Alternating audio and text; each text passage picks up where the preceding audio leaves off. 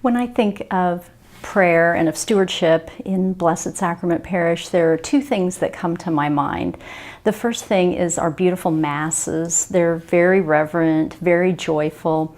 Last spring, we hosted a mass for special needs families.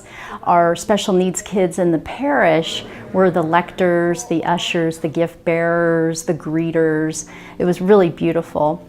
The other thing that I think of is our Perpetual Adoration Chapel. We've had this beautiful chapel for over 30 years in our parish, and it's just an unbelievable font of grace.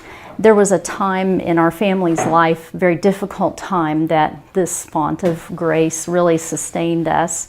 We experienced infant loss, and of course my husband and I were devastated by it. But the day of our son's funeral, we just felt that we didn't have the strength to get through it.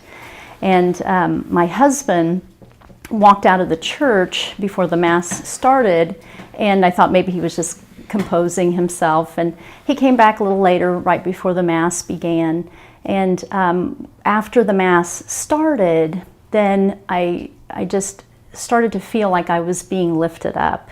I really felt that I was gaining courage and strength, and that somehow I could get through this awful day. And after the Mass was over, we were trying to greet our family and friends who had attended, and my husband and I found ourselves helping others and really telling them that everything was going to be okay.